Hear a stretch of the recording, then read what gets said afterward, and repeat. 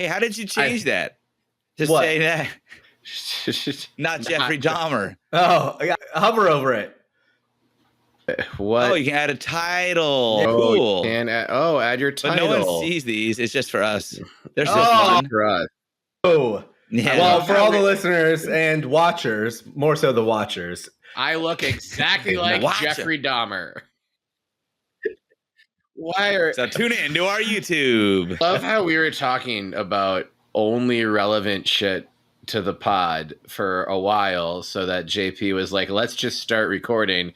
And then the second we start recording, Benny references a visual that no one listening or watching can see. I did And not now know we that. have to talk about it. Know that, to be fair. That's okay. This is the first I'm learning of it. I have a new name for you, Benny, but What? I'm not gonna say it Until the end. Jeffrey Dahmer. It'll be more fun when if I save it for the end, Benny Dahmer. because it's relevant to some conversations we're having that I know we'll have. It's not that exciting. Also very Don't exciting. hype it up. Been hyped up. We're just expecting happy to have excellence. Benny back. Yeah, I'm not buried in the back of amount of JP's. excitement Not I anymore. would say this name produces will be adequate.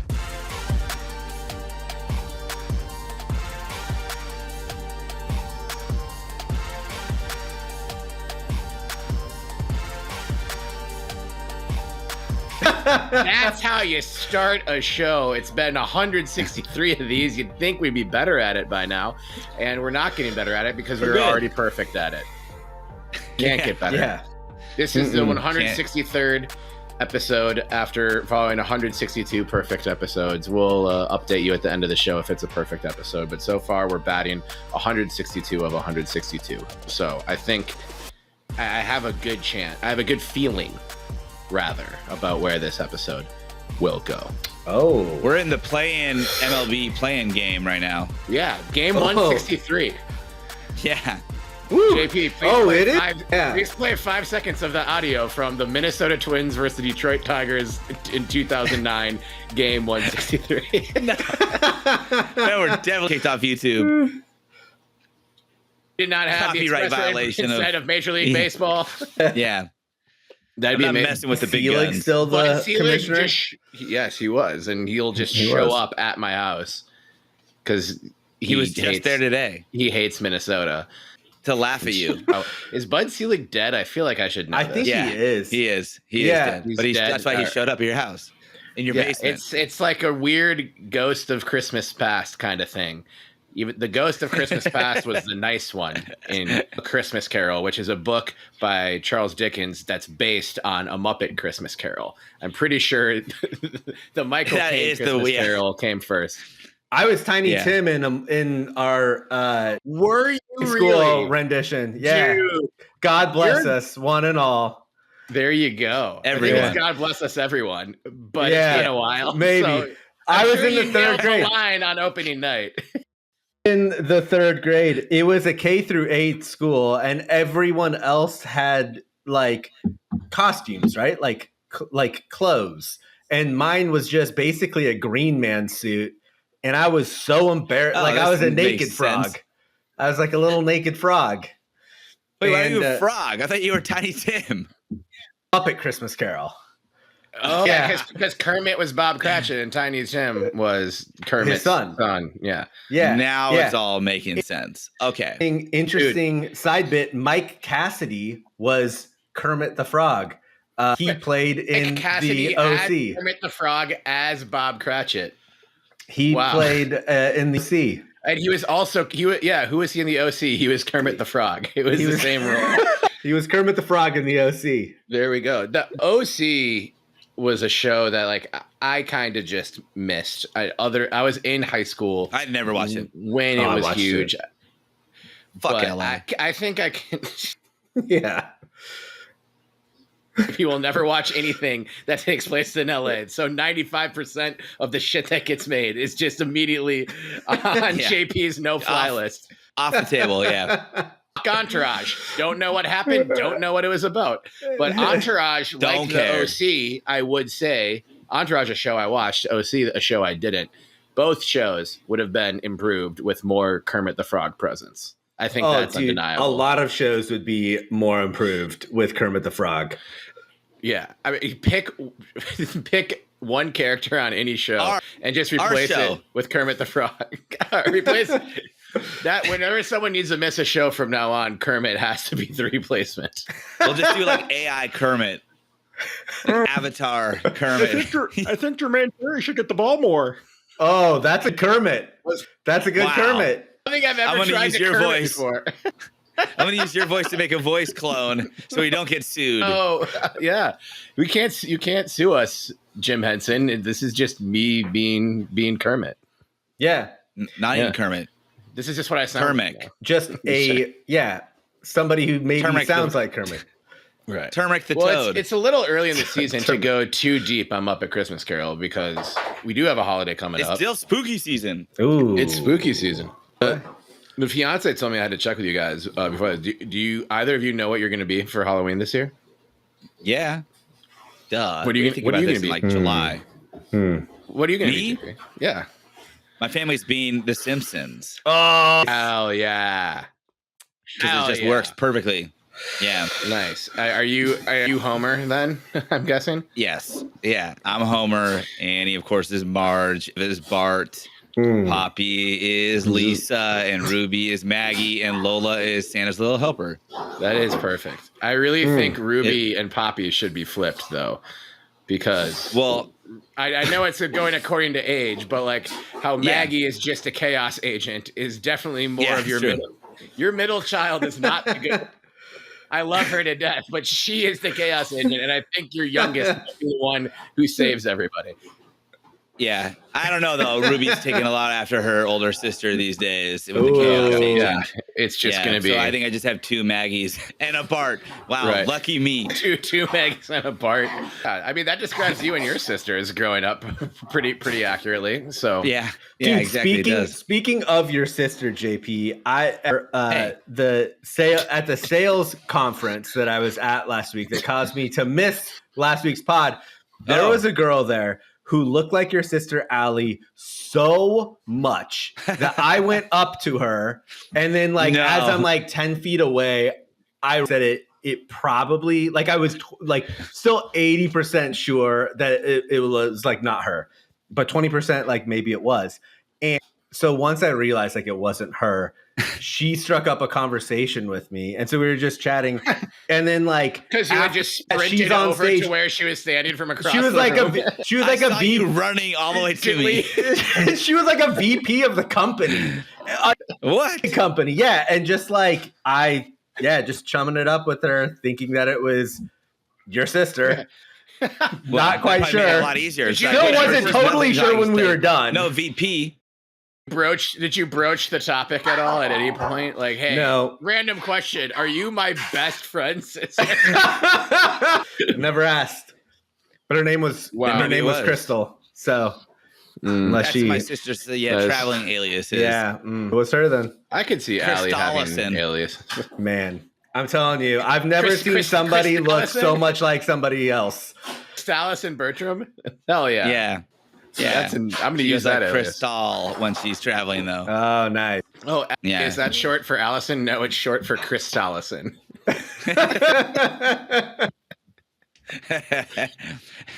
Oh man, how did we get here? Okay, so you're being the Simpsons, Benny. Do you have a Halloween costume? Man, I feel like Jim from The Office. You could be Jeffrey Dahmer. You're already wearing it.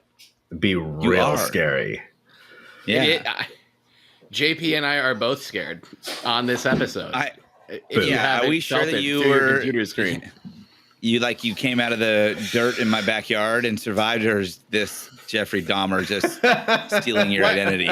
Jim, are you referencing the episode where he put just 3 small black dots on his shirt and said he was a 3-hole punch? That was a different Halloween episode. It's a pretty good costume, to be honest. He had one, I think it said Tom. He had a name tag that said Tom, and people were like, what are you for Halloween? He's like, I'm Tom. That's a good one. You should do that. Yeah. My favorite Office Halloween costume was after Steve Carell left the show when everyone thought it was just kind of in a tailspin, which The end of it was rough. to I be still fair. like it. So like, and there were some heaters, and they brought in like those younger characters, like those kids, and one of them shows up on Halloween without a costume on, and everyone else is in costume, including what he believes to be Creed, who is just covered in blood. That guy says, "Yeah, I didn't realize everyone dressed up here. One dressed up. I've never dressed up for Halloween before. I normally never dress up for Halloween." And Creed goes, "Yeah, me neither." And then it cuts to Creed, his like talking head, one-on-one with the camera, and goes, "Oh, it's Halloween," and looks at his bloody shirt and goes, "That is really, really good timing." When Andy was a kitten or a kitty, that funny. His outfit's so funny. He's so sassy in it. All right. So, Well, okay, if you could go as a office character though for Halloween, who would you pick? Pick one. Quick. real quick. Kevin would maybe be the most fun. You could just like go into a party and spill a giant pot of chili, and people are like, "Whoa, what the hell?" And then you just look up and go, "Everyone will get to know each other in the pot." And then they'll just go, "Oh, he's Kevin from The Office." That's funny. And then just don't even clean it up and have a good time. I don't know. That's tough. Dwight. I'd be Dwight for but Recyclops Dwight. Oh, Recyclops is a great call. I thought you were destroyed by Poluticorn. Poluticorn wishes. JP, you. I mean, do I have to be Nellie Bertram? I mean, it's like I know she's. God. Yeah, that was Nellie had her moments. Yeah, I don't know what a taco is. When Michael last minute tried to not to make another Christmas reference, but tried to change the normal Christmas party to a sexy Christmas party. So he just wore like a Christmas version of like a velvet Hugh Hefner suit with like a like $2,000 Santa hat, and just like would wear that. That's a good costume. Date Mike would be another good one. Nice to meet me. Date Mike, nice to meet me. When they think they're going to a Halloween party and it's really just Diwali, and it's Kelly and her Indian family wearing saris. Uncle, you told me this was a costume party. It's like, what does that look like? Someone wearing a sari? And he's like, well, I'm sorry. Anyway, should we just keep quoting Office episodes, or should we actually get into the goddamn show? Let's avoid it. No, let's get into it. Let's Office get into is it. a very good therapeutic binge, no matter how many times you've seen it. Yeah. And by the way, I just need to say, don't be surprised if it looks like, or maybe is Jeffrey Dahmer in our image, our episode thumbnail image this week. Just saying. Never watched. I got stuff in my fridge. Don't tell me if it's Benny or Benfrey Dahmer. Was the Dahmer doc or the Dahmer series on Netflix? I never watched that. I watched the first episode, and it was so creepy. Like it's done by the same director that made scary Monsters. Shit more than I do, but it was more creepy than scary. It wasn't scary. It wasn't scary. Just couldn't it was just sleep. like. Oh. So you got out of bed the next morning after not sleeping and say, I really need to get that off my conscience. I'll put on the exact same glasses and make myself look like him. What the fuck, Manny? Spooky season, bro. It is spooky season. Yeah. We're right in the thick of it. I mean, I'm spooked by this football season. Well, before we get into the Oregon State specifics, what a horseshit fucking sports weekend for all of us. Spooky season in full effect. I don't think anything went well. And now the Timberwolves Hey, my kid won the flag football kicked. Championship. I'll take that. Let's fucking go. I mean, I do care, but I care. Go. If I could trade that for literally one other win. Can we just start him? Let's just start him at any position on Oregon State's team. Yeah, well, Coach Ford liked his video, so maybe he'll get an offer. Shout out Coach Ford. That's dope. Yeah. Never not scouting. No. Oh my and God. Never not promoting on social media. That's the key. Start now. Yep. So my kid, you want to do this? You better start posting videos and tagging everybody now. That is how the GOATs get recognized. Right. I don't know if that's true, but that's what the kids are doing. Yeah. It's not about having fun. It's not about having fun. It's about getting video about engagement. Share on X. How many impressions did you get? Coaches care. Dude, I have to say, I made it such a point to not be on Twitter this last, I would say probably 2 weeks. And even though Oregon State has had a very big rough patch, I've never been more like stress-free during a football season since I've been on Twitter. Yeah. Well, oh man. Highly suggested. You haven't been 0% the last 2 weeks. Not 0%, not 0%, but like I'll make like times. Maybe a post every other day.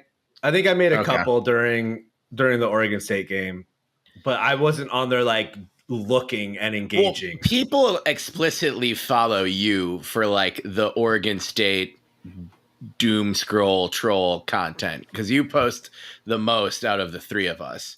I'm not saying you post like whack shit.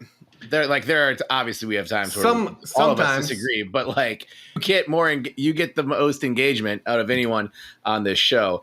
It'd be really funny if you just took a hard pivot and never posted anything Oregon State related, and like during like the middle of a third quarter where we're melting down, just like post a picture of like some fresh focaccia and be like, I made bread. Hey. Especially if we were telling everyone you were dead and buried in my backyard and then after the radio silence came in. That would be such a spooky season play. Ooh, we should Ben's missing again. We totally fucked that up. We have been a true crime podcast before.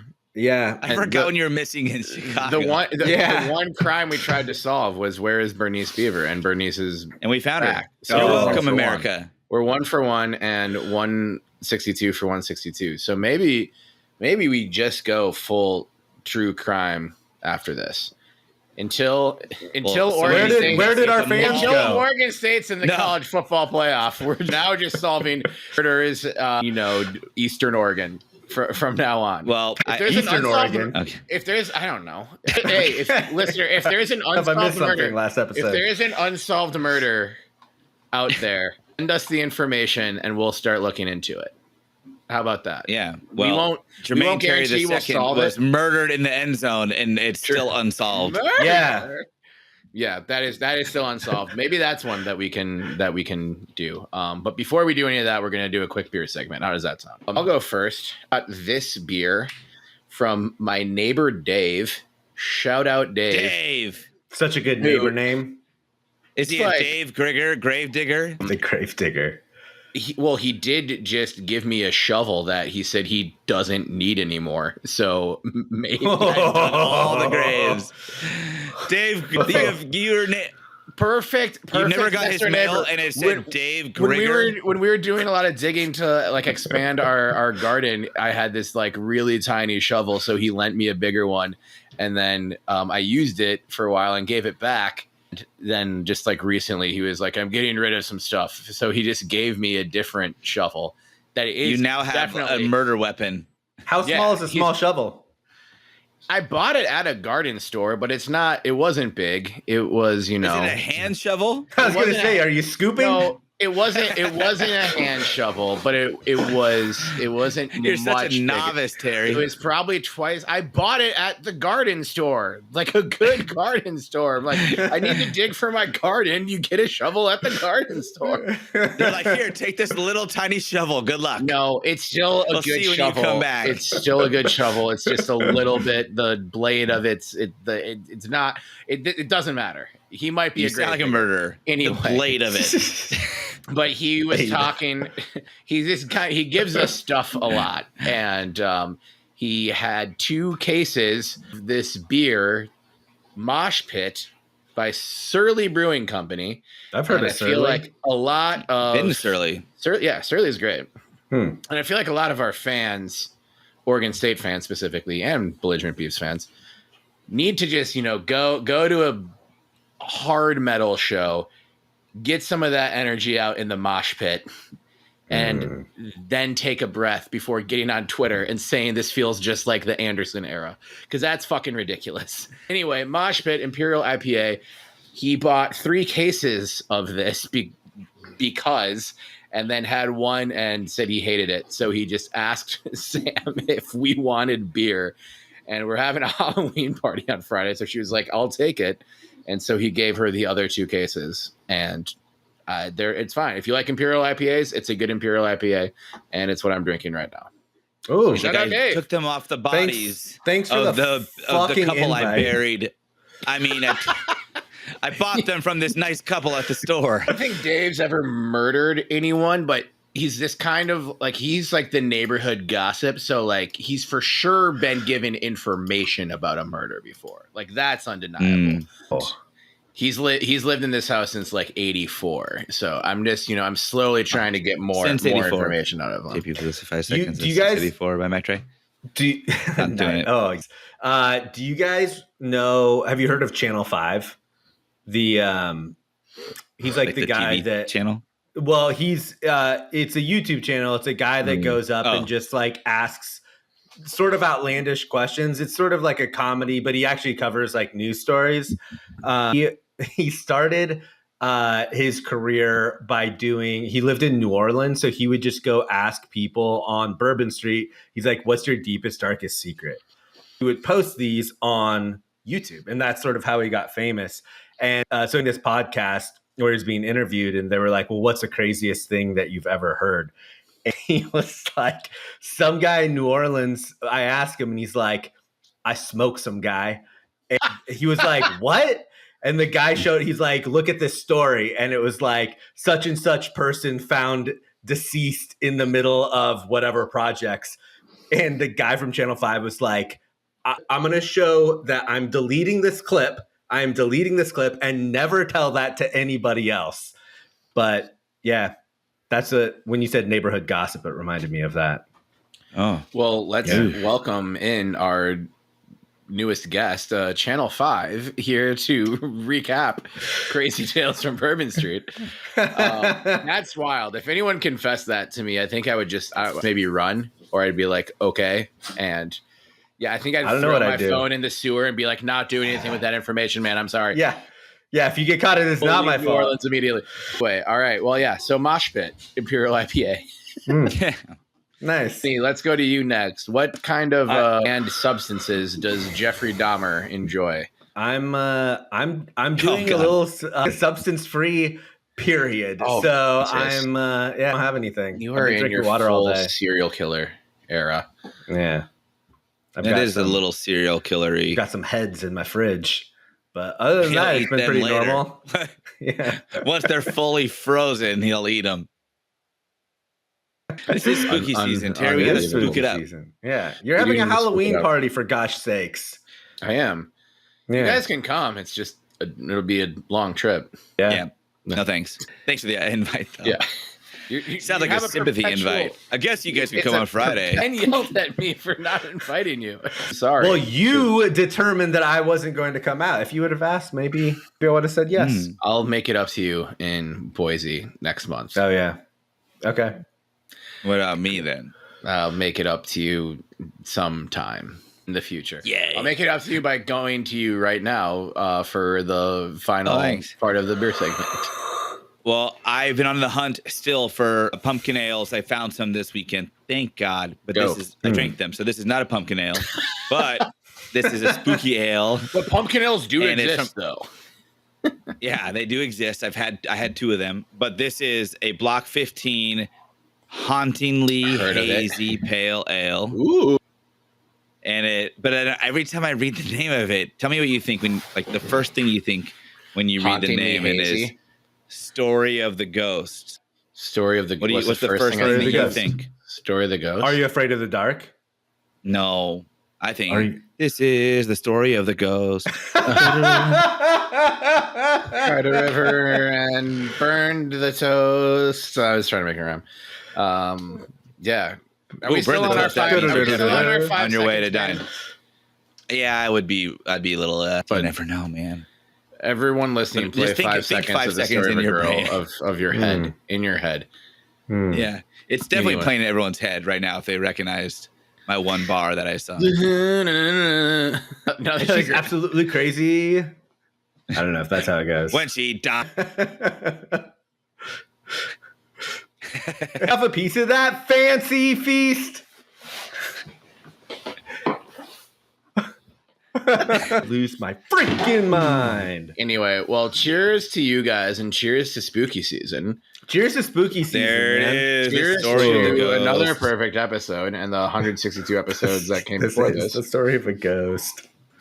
And the story of a ghost. The whole world. Right. Well, I think the referee in charge of calling pass interference turned into a ghost for a brief period. The end of the Oregon State UNLV football game this past Saturday in the God's country that is Reser Stadium. Devastating result. The UNLV running Rebels 33 and your Oregon State Beavers 25. Lots to digest in Who this had that one. in our predictions? No one. I think we all Who was predicted closest? wins. Yeah. Benny, I think you were closest. I predicted 30 You were? to 27. Oh, yeah. 30 to 27, but then I upped it to 40 to 37. So Yeah. preseason, Benny's preseason was 431, and your preseason was 34-17. All Beaver wins, and there were no Beaver wins to be had. This is the type of loss where Oregon State was up 17-16 at halftime. Gevani was making some pretty incredible plays. There was that run. There is that run, of course, but then right before the half, there was that blocked punt that turned into a UNLV touchdown that just really fucking sucked. Maybe one of the bigger mistakes of the game.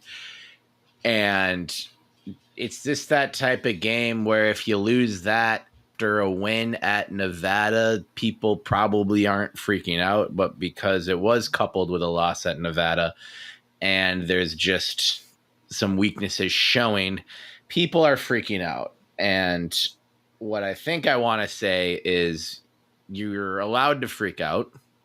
You're allowed to be frustrated with the way things are going. Of course, we all know what's been taken away from Oregon State in the last 2+ years. Like, everyone has every right to be mad. If you want to take it out on the team, take it out on the team. If you want, blame it on whoever you want, I guess, whatever.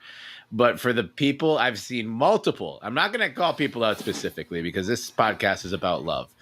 And it's not just one person, because I saw a lot of tweets comparing this to the pits of the Anderson era. Really? I like if you feel as bad as you felt in the middle of the Anderson era because of things that are realignment related, or just TV shit related, or just where like uncertain future related, like I'm not going to diminish those feelings. Like if you feel that bad, then you feel that bad, and like this fucking sucks. But from a coaching standpoint, from an effort standpoint, from an on-field talent standpoint, this is so much better than the Anderson era. Oh, absolutely. Like, it's so insane to me to like look at the on-field product right now and just be like, yup, this is 2015 all over again. We're back at it. 2017. Like, it was the worst Power 5 program. It was. That's not with a where coach we're at that right was now. not bought in at all. And maybe like a bottom 10 FBS program, like in total, barely beating Portland State and bad Portland State teams at home by the skin of their teeth. It's so much. It's not even comparable. So I just full stop. Again, don't want to diminish anyone's anger, but it's completely different than that. And I think this team deserves better reactions than that. So having said that, there is a lot to clean up, but also this team has been through a lot's been taken away, and the injury bug has been crazy. But Bray also before we get into specifics of the game, I think that there's also another component to at least address about the fans. And we want to start with this? I'm not saying we have to go scorched earth. I totally agree. Like if you are comparing this to the Anderson era and you truly feel that way, you did not actually experience the Anderson era. It is so different. You also have to remember that things could be and have been, and hopefully will never be again, much, much worse. So never compare it to the doldrums of that moment. Right. Benny and I, before you jumped on, Terry, we're talking a bit about it was disheartening to see how many people not just left early. I get that in a sense. I get that the game seemed out of hand. It was late. It's not easy to get out of the vicinity of Research Stadium. It's not easy to get out of the vicinity of, Corvallis proper. And sometimes the later you're on I-5, if you're going really any direction on I-5 late at night, there might be construction and one lane available to get through. So I don't fault people for leaving early in that sense. But I think that Benny and I are in agreement that it's disheartening because this isn't a team of yesteryear. This isn't a team of an Anderson era. Mm-hmm. And these guys clearly still fought to try to make it a game, and they did. Right. But in front of nobody. Yep. And it was never more than a 2-possession game. Yeah.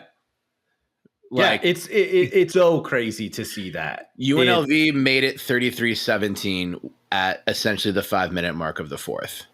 Yeah. And people left it was at like that point. Something, right? Like 450 something? 459. I think. And people had kind of already streamed out. And that's just not what we've been accustomed to seeing recently. And I understand, the team has to give the crowd a reason to be in it. It starts and stops with the team and the effort on the field. Man, whoever's dog that is in the background is creating a lot more of an energetic buzz than that Research Stadium crowd did.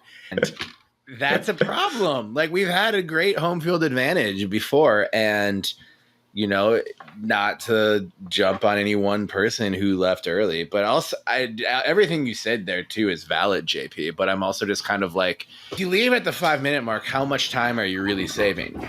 Like, it's going to still, like, other people especially if the have the exodus same is idea. happening then. Now, now you're all doing the same thing. Then it's almost quicker to say. I've just never really understood it, especially a game that's that late anyway. Like, if it's, like a 3:00 game and you have young kids, that's one of those things where I think when I was like a 21-year-old kid, I'd see people leaving games early and be like, fake fans, and just a real dickhead about it. But like, this was a late, you're not bringing your 4-year-old to a 7:30 p.m. kick and then be like, well, I hope this gets wrapped up by 10:30 so we can be home by midnight so we can have our usual story time. And like, and for students too, like, it's just like, I left some games, everyone left games when it was like, fucking 40-point beatdown, and it's like, there's better places to be. There's a party that's a lot more fun than the football game that you're watching. Peacock. But man, tailgaters. To let Reeser get post-game, that mid-game quiet, tailgating at tailgaters. That's just not something we've seen since. You got to go back further than the start of this podcast. Even the COVID restricted crowds had more juice than that at the end of the fourth. Well, here's my worry too. Sorry, Ben, I'll just frame this a little bit. My worry is was this just a demonstration of the fan fatigue? Could be. Of support fatigue that I think we have done so well demonstrating throughout all this adversity.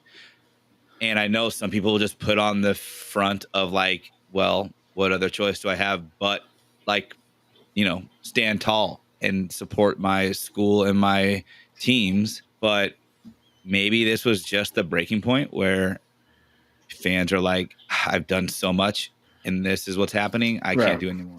That's my biggest fear about what I saw on what was demonstrated. We talked about it off air of that there is factual home field advantage for large crowds in game-changing, pivotal, close call, split-second situations that very likely would have benefited Oregon State had the crowd been at its full capacity all the way until the clock hit zeros, and it wasn't. I'm not going to play like revisionist expert on this and say like, but if we would have had like a X amount percent chance of winning. Individual listener listening to this who left early, had you stayed, they would have called the defensive PI in the end zone and given Oregon State another shot. Just I kidding. think if people, But the facts are maybe, and the fact is that people left. Everything. Why? Yeah.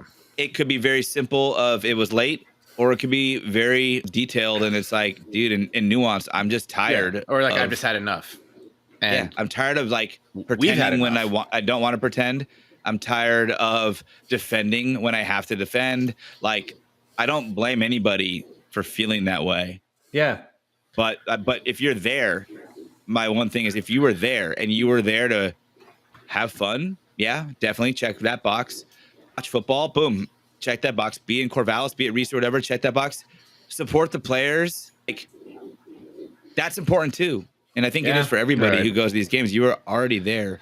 And so it is disheartening. It's a little worrisome. It's very worrisome. And I think, the last 2 years have as difficult for Oregon State fans as it has been for any fan base. Right. Something that we've been able to hang our hat on is the fact that no matter what has happened to us, we've shown up and we've been loud and we've made Reeser a fortress. Like that, for me, that felt like sometimes that was the only thing we could hang our hat on. And it certainly feels like it could be going that route this year with the results that we've seen these last 2 weeks. But I don't know, man. Like, there's part of me that feels like if you go to the game, you're signing this sort of imaginary contract, a part of the production now.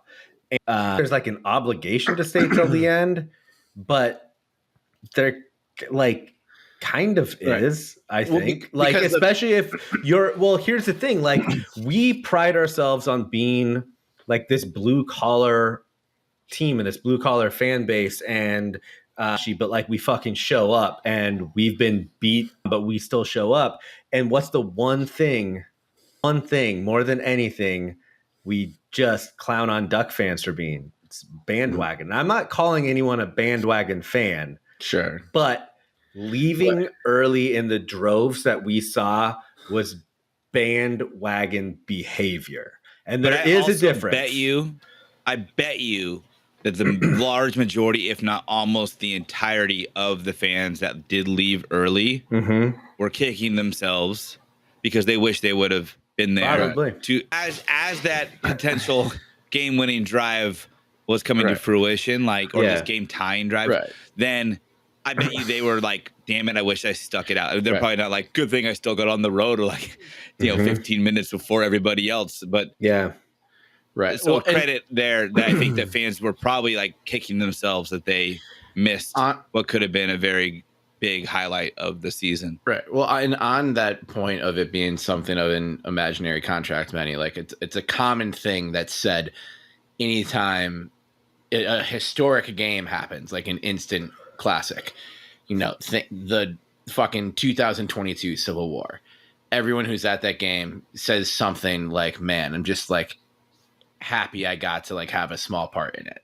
Like, I just like happy that like I was there like on the day. And that is made better because not every game is like that. And I think there's not the number of people who left when it was 31-10 Oregon that day is probably not zero. It didn't feel like anyone really left, but I guarantee you someone was like, fuck this. Just got to Clods early and then was like, well, whatever.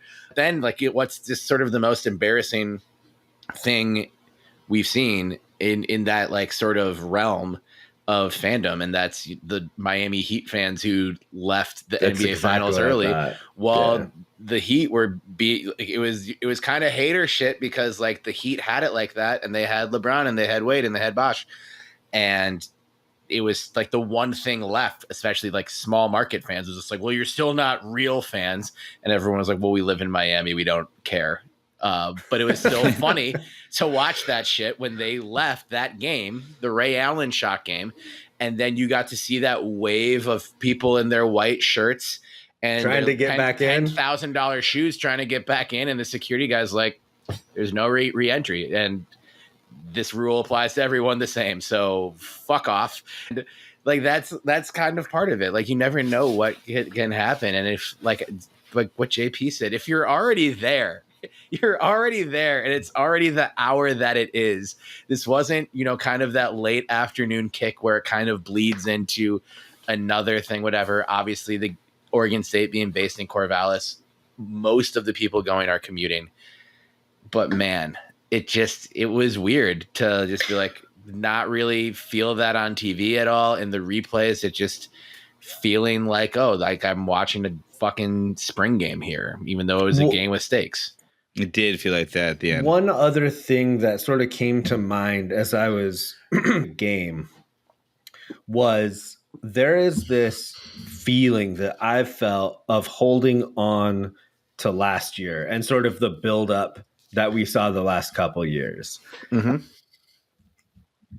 I think that it's like, I was like a realization of like, we are not at all what we were last year. Like last year's team is foreign.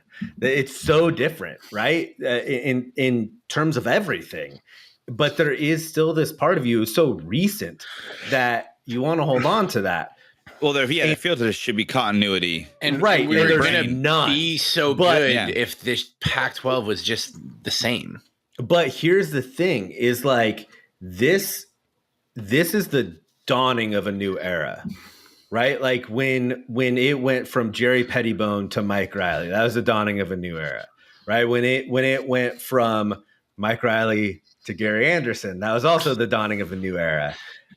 I think right now we have coaches that are 100% bought into this program, and they are working with credit to any of the players, because I think our players actually are a lot better than what we've shown these last 2 weeks. But they are not working necessarily with the talent that we had last year and rebuilding a program from literally tatters of what we were just less than a year ago.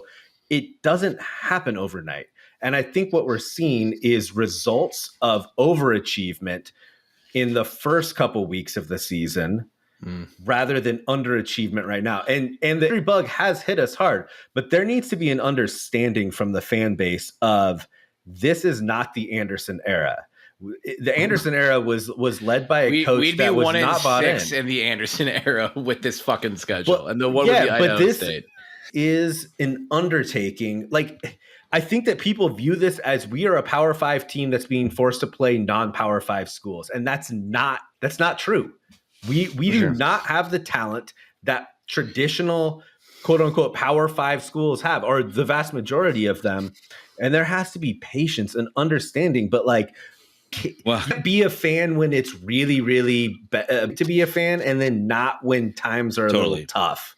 And that I do agree, though. I have felt this, though, and I have heard others and read others say the same thing. And this is where I think we have a different wrinkle than what is normally should be like allowed for a level of patience, or expected from fans for a level of patience in the midst of what is truly the fresh start of a rebuild. Is we may not, some people say we don't, but I say we may not have time on our side to in a rebuild. We just might not. And I think that we added a little bit of a security blanket with building out the Pac-12. Mm-hmm. But if we are on our downward trajectory, downward in the sense of, they had a hot start, but look, they're rebuilding. It fizzled. Next year started out a little tougher as they're fitting in new pieces. They got a little better at the end, and then they just couldn't sustain it. Whatever the future holds, if we in Wazoo aren't like the centerpiece to the Pac-12 and football, and that we present to any sort of media deal participant, we're not getting anything. No. So that is important if you're thinking about the conference sustaining. And so I do see that. I feel that there is urgency there. There's certainly urgency to even just scrape by for 2 years. If we bomb it after the media deal, fine. Yeah. Like, I think a lot of people would feel a little bit more off edge if it happened then. But right now it feels like we can't let anything come in between us being successful in the eyes of others, because our whole conference essentially depends on it. Otherwise, we're just going to be like a reformed Mountain West, if not less. If we have less teams, less regions, like it is true. Like us and Wazoo are the media market darlings for what we can do across every single sport across the entire calendar year. So having a bad football year, 1 year, okay, but trending in the wrong direction, really not good. And I do feel that, but I'm also, it's hard to juggle knowing look at the reality of where our team was. No other team in the country is playing with those stakes too, which is also why I have sympathy for fans, because we've had this conversation several times. We're like, what's a fan to do? Like any other year, it's just like, okay, we're not as good as we thought we were going to be. We need to regroup. But the stakes are so astronomically, unreasonably, unfairly high because of the situation that we've been forced into that was entirely out of our control. Or the players' control. And the players' control. And the difference between Oregon State and Washington State is Oregon State's coach fucking bailed and fucking quit before a season was over. And Washington But not the real coach. But a lot of other people bailed with that coach who had done good things and were talented individuals, be them players, coaches, administrators, whatever. And even Washington State lost some guys, but their head coach stayed. And we're able to maintain a level of continuity that is so important in college football. Hey, speaking of people who stayed and things that worked, I think we need to give a shout out to Everett Hayes. I think he's deserving of this shout for what he's done when asked of over the last 5 games, really. And there's others on the team that also are deserving of what went right, what's going right. And I think that we should shift the discussion there. Let's talk about the game. Let's talk about whatever was good that game. We can also visit what maybe wasn't working in the game. But I think up front, I want to give him his shine because he is 10 of 10, or what is it? 10 of 10 over the last 3 games. He's 15 of 15. These are PATs. The last 3 games, 4 of 6. No, 5 of 6. I don't know. My math's bad. 4 of 5.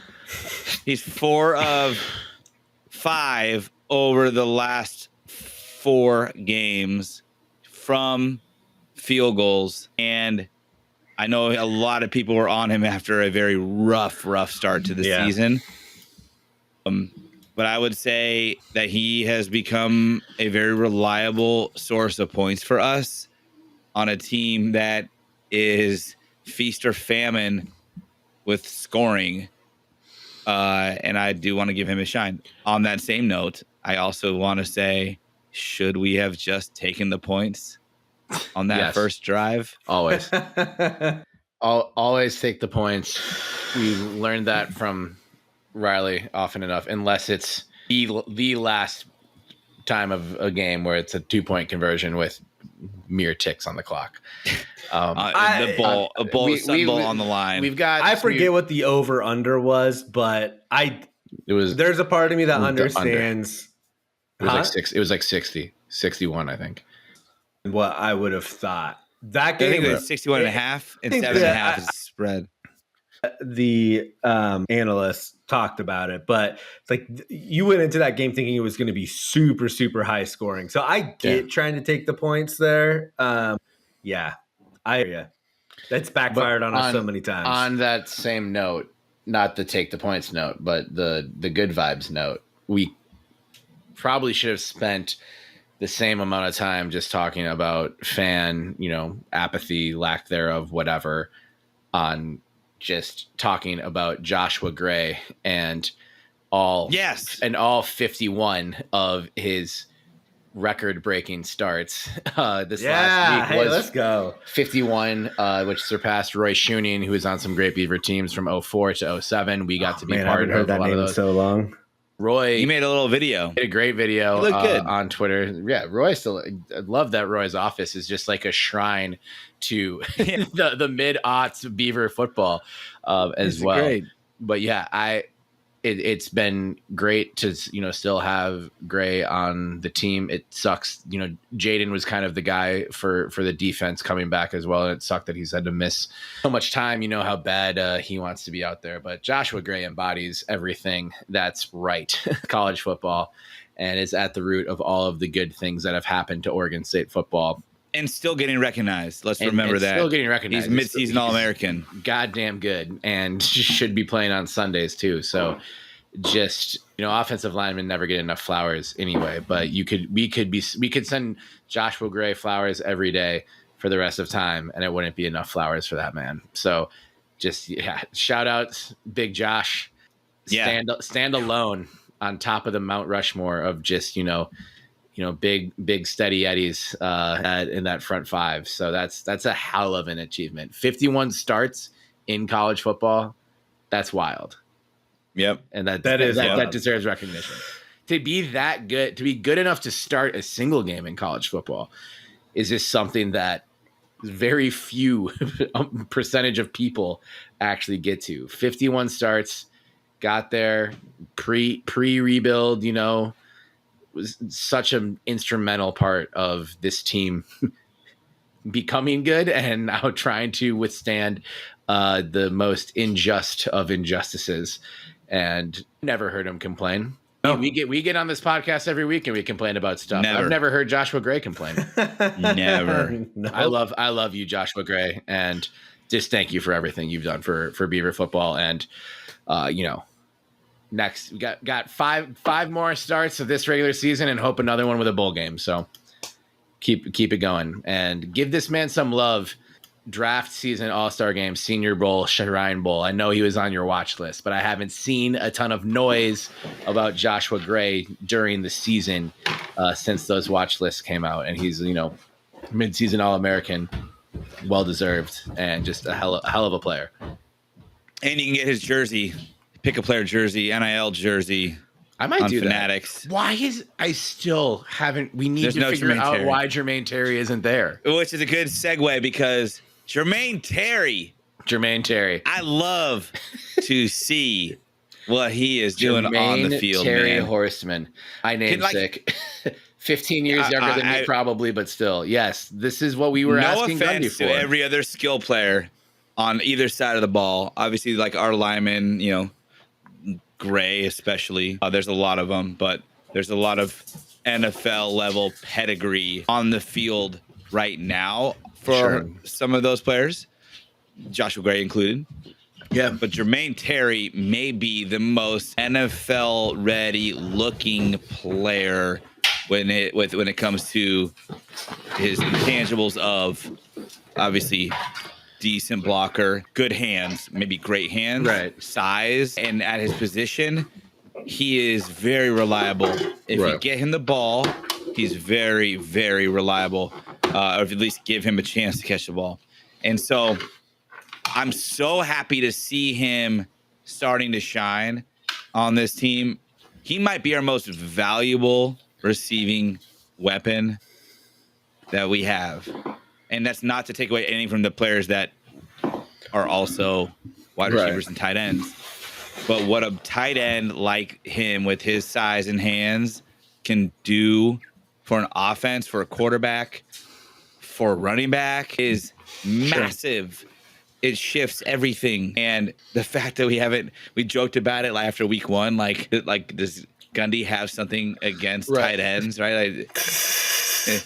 Did Joe Newsom just say something to him and tick him off? And after that, it was Jason Vanderveer come after him one point in practice and give him a wedgie or something. Like Tim clearly famously gave him a wet willy in the locker room. Yeah. But like clearly, they've been very underutilized up until the last couple of weeks, and it is progressing. It's nice to see them being incorporated in the offense. But I love the ceiling of this offense. If the defense feels that Jermaine Terry is our number one target, it opens up so much more for our receivers. It opens up so much more for Right. Caulfield, for every other tight end, for every running back catching something out of the flat. I mean, it is a game-changing element to this offense, especially with McCoy's athleticism. Defenses just need to believe, and it opens up so much shit when the tight end that can do something. Yep. It felt like our great offense catches on Saturday. He did. I was happy to see get more of the ball was Darrius Clemons. Clemons too. Because that guy, man, when he, we might as well rename this shows, podcast the Darrius Clemons Fan Club. This is what we've been asking for so much. Yeah, when he touches the ball, I mean, there are flashes out there where you're like, oh, wow, he'll be playing on Sunday and playing a lot on Sunday. How he just seems to disappear sometimes in the game, though. And I don't know if that's because they're trying to ease him in or what. Well, he's lining up. He's just not targeted. Yeah. Yeah, it seemed like that a lot more this last Saturday for sure. Yeah. Interesting. Our offense looked so good in the first half. And then third quarter, it just, I don't know if we overthought it. Yeah. Or felt like now we need to put it out of reach. Yeah. And we just weren't ready to execute it or something. Mm-hmm. But if you look at like time of possession as an example, I mean, that's an area that we dominate in like on purpose. Yeah. Like we know that if we limit the amount of time that our opponents have the ball, I mean, it's a very common tactic, but it means a lot for us right now where obviously the defense is very much in flux, very much injured. And our strength is just sitting on the ball, running it and churning out the clock. Mm-hmm. First quarter, pretty much even 7.5 minutes each almost. We did lead. Second quarter, 8:50 us, 6 minutes UNLV. Okay. Third quarter. Actually, we dominated the time of possession or at least led every quarter except the third, and then it flipped. This number pretty much flipped in the fourth, which again makes sense why we were able to come back in that game. 9.5 minutes for UNLV time of possession in the third quarter. We had 5.5. It was clear what we were trying to force wasn't working. Yeah, and it also didn't support the way we win football games, which is churning the clock. Mm-hmm. And I know we went a little heavy in the pass game, and I don't know why. I mean, I'm not going to question the coaches of what their strategy is because they have obviously tape that they study. They can see the guys every day. They know who might be able to do something better one day and maybe not as well at the same time if they're looking a certain way, whatever. But Hank didn't have his best game. No. I think he did pretty good, but like not compared to the level he had set and expectations he had set of how great he can be. Yeah. Gevani had a great game on the ground. A lot of it was from that big 70-yard rush, but I would say he was 10 of 11 at halftime. Yeah, he started out amazing through the air. Yeah.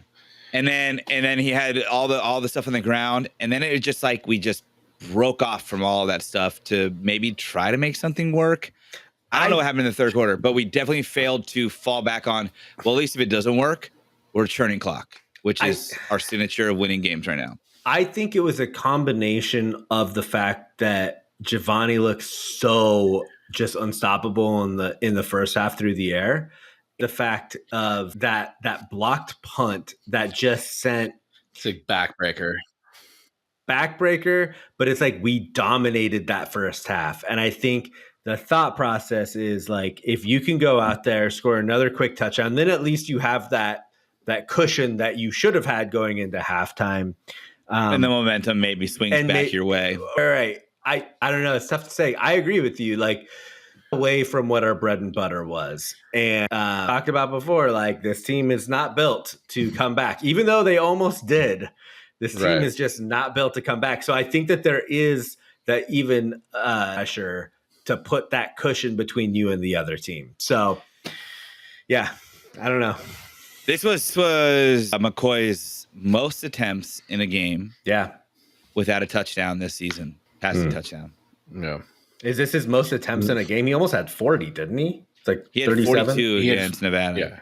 He had 42. 37. He It's was also sacked 6 times. Yeah, too. I was exactly where I was going, Benny, because I think the passing game, well, it's still developing, and it's 4 new starters up front on the offensive line, receivers, quarterback, obviously. Well, that's the problem with the passing game. There's too many new elements. Right. And it's just everywhere that can I don't even impact want to say that a it's just successful Gevani passing needs game. to throw the ball away more, but sacks are a problem. And he is taking too many sacks, and there's a litany of reasons for that. And without, getting deep into like all 22 film and looking at every single position, it's hard to figure out why, but you can see why we don't want to be a team that has to throw the ball 40 times in a game, because that sack number will pile up. Even if Gevani is doing a good job protecting the ball, which I thought he did do a good job of.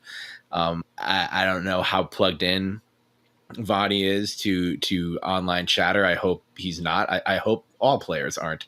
Not the calls for him to be benched weren't rooted in reality and weren't fair to him after the Nevada game, given people just like we talked about this last week, but it's just like, the 4 interceptions, that's awful and it looks terrible on a box score, but one that clearly wasn't his fault and shouldn't have even happened, because the touchdown that got taken away the play before was complete horseshit.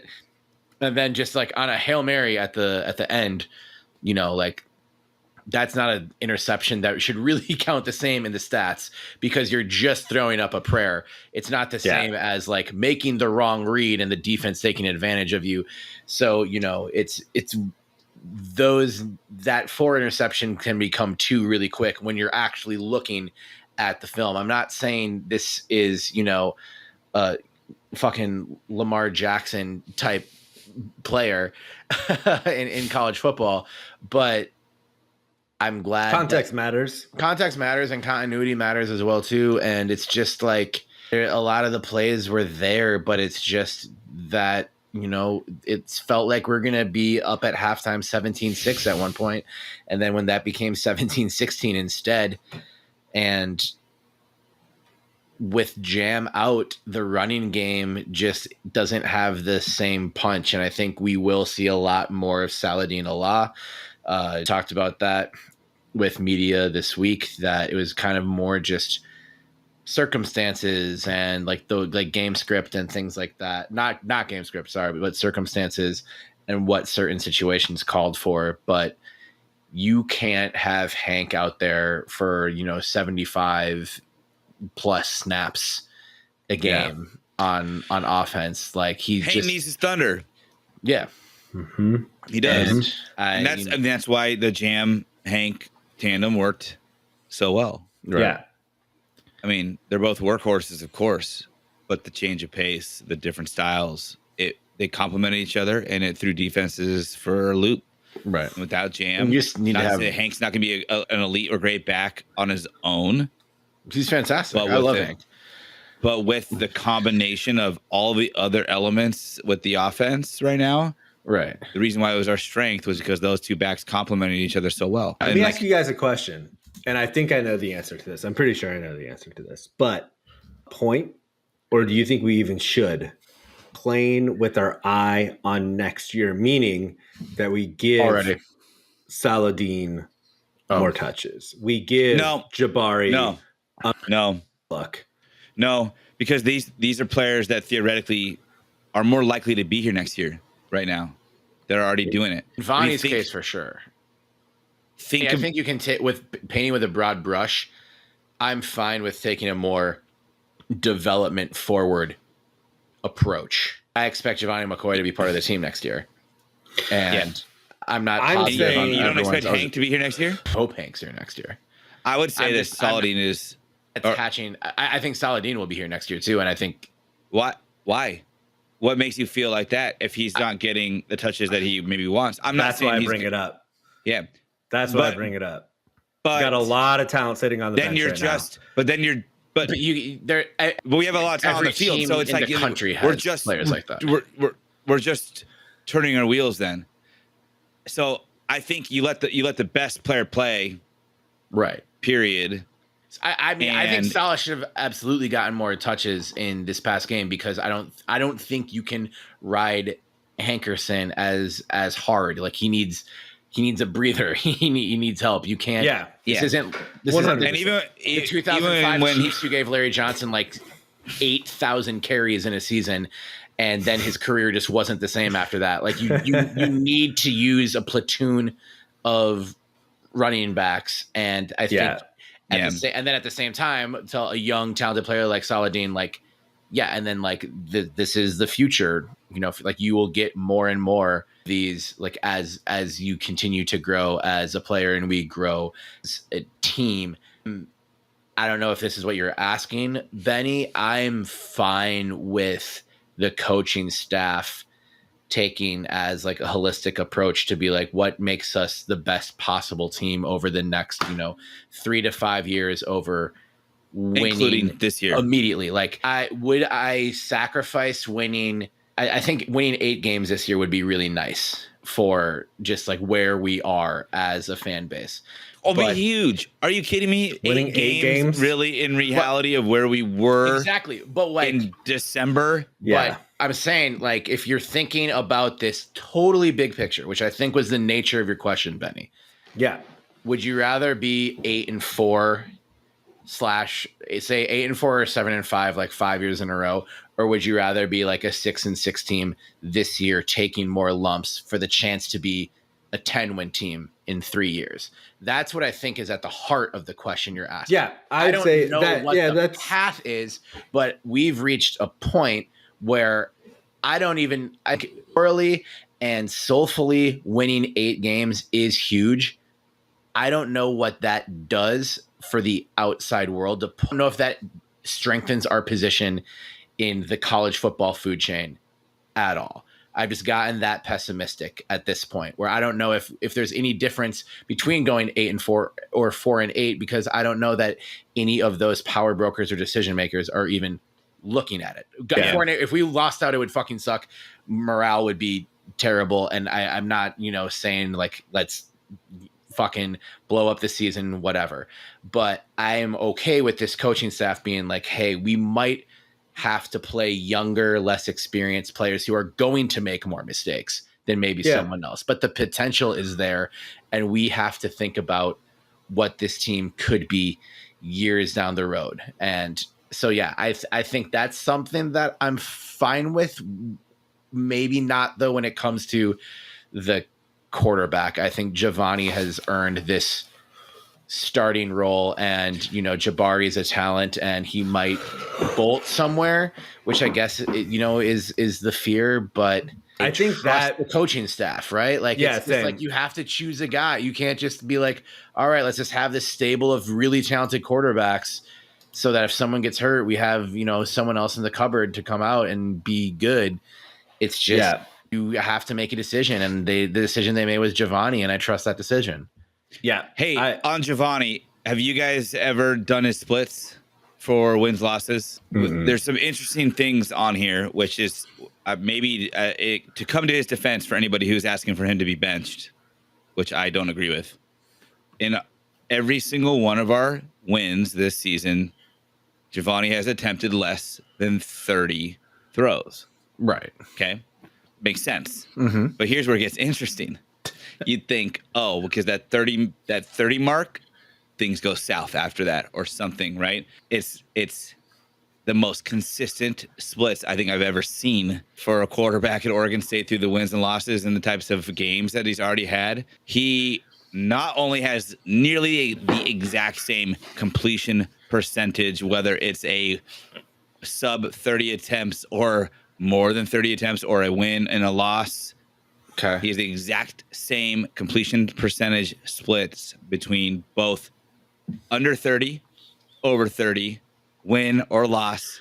He also has the exact same yards per attempt, whether it's a win or a loss, whether it's over 30 attempts or under 30 attempts. So my point is, if you're wanting to look at maybe why you feel that the quarterback isn't being... He's been consistent.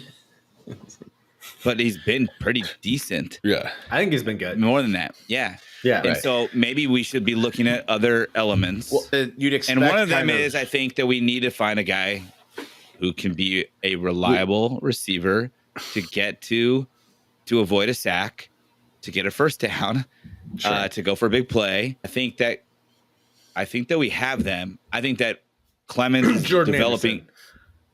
Yeah, Where's Jordan Anderson? Where is Jordan Anderson? And that's also like what you're asking, Benny. Like, I want to see Jordan Anderson right now because what's the worst? Maybe you find out he sucks. I don't think that's what you're going to find out.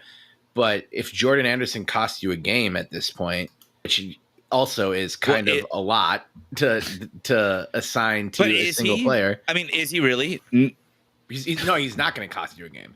That's why I don't think there's any risk involved in playing guys like Jordan Anderson to see what you have and potentially give them something to go off of. I agree with that. Again, play the best players. Right. Play the best players that will give you the best chance to win. I don't care if they're freshmen or they're fifth-year seniors.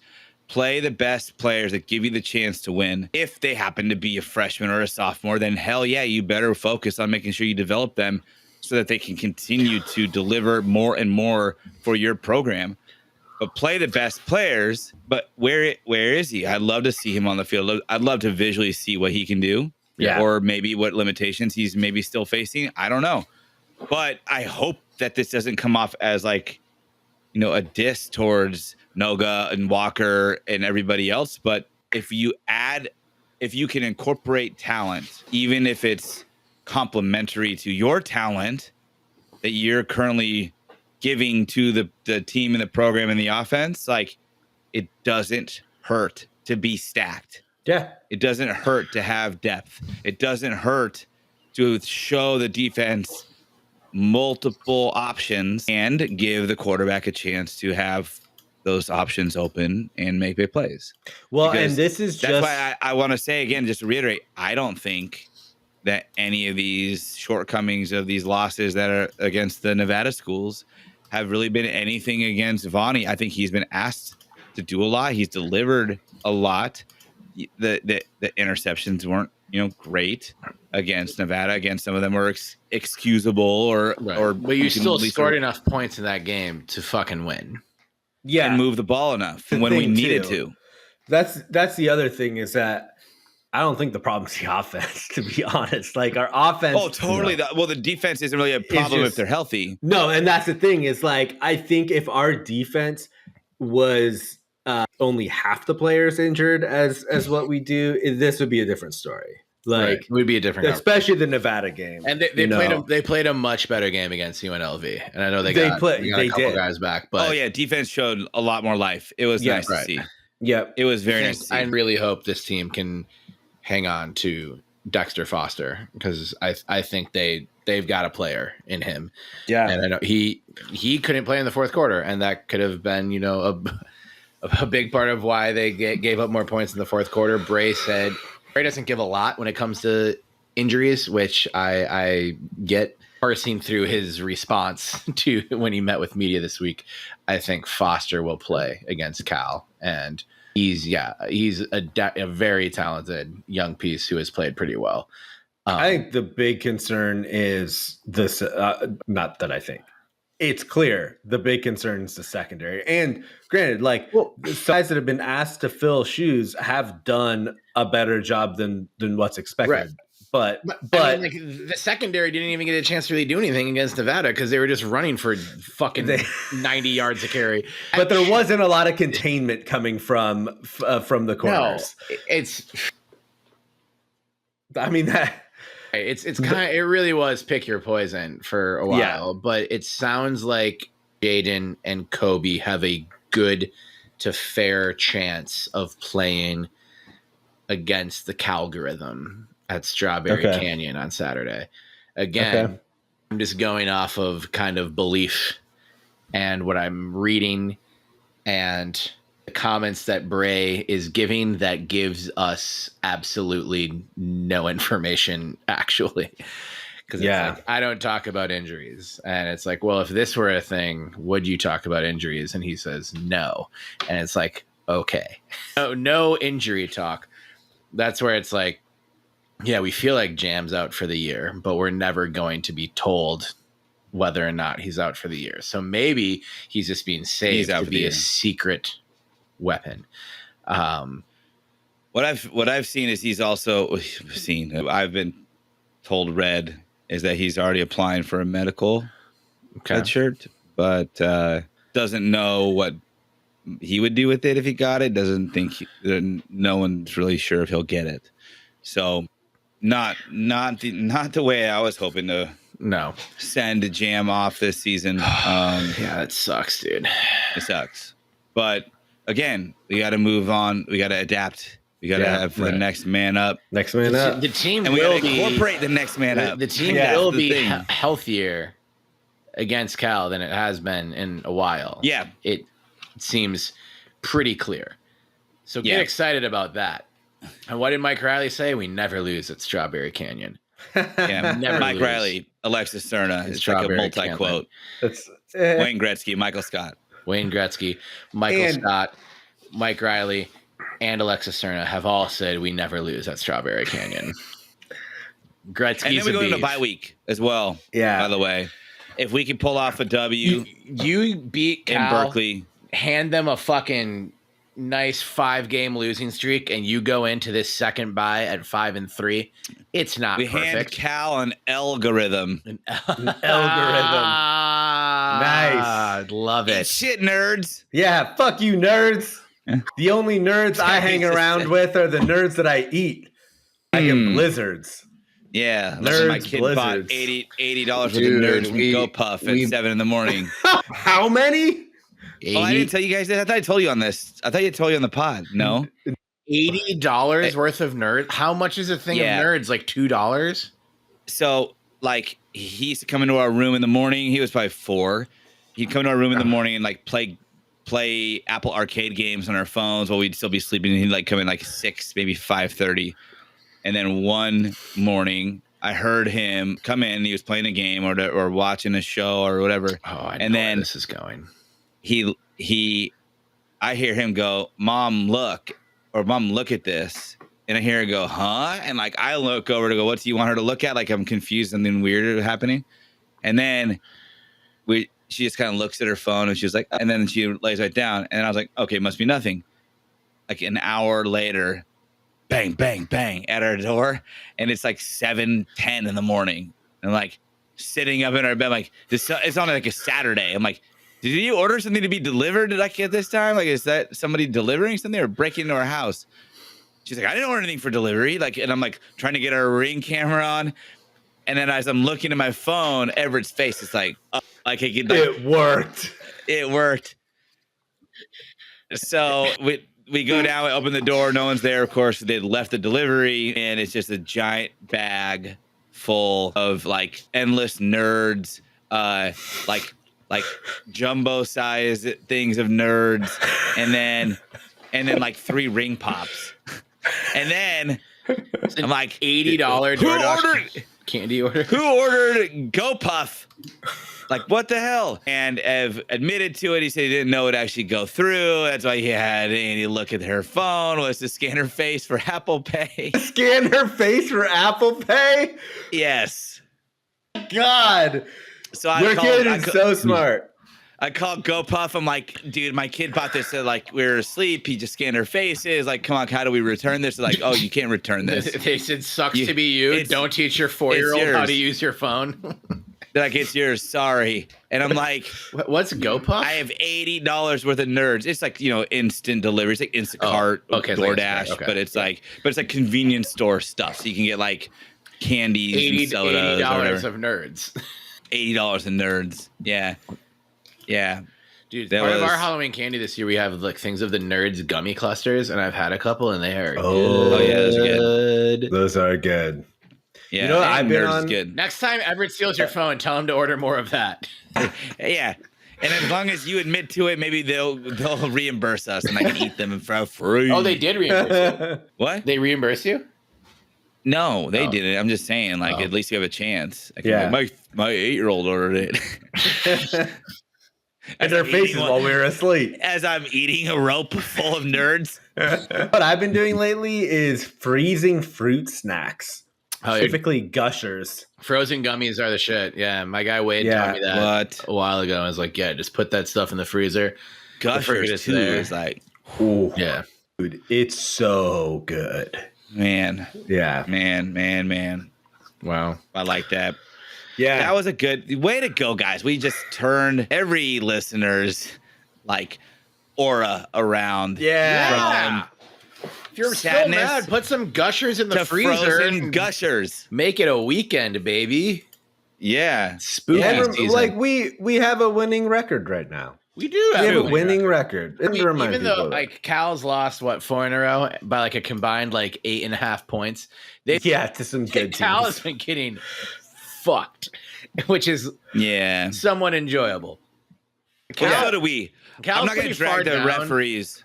Before we end up moving on, before we end up moving on this game, we should definitely make a note that to talk about the WNBA finals referees and how they hose fucking links. I'm 100% in the boat that Terry was mugged in the end zone, but not you, Terry. The trip isn't the thing that should have been flagged.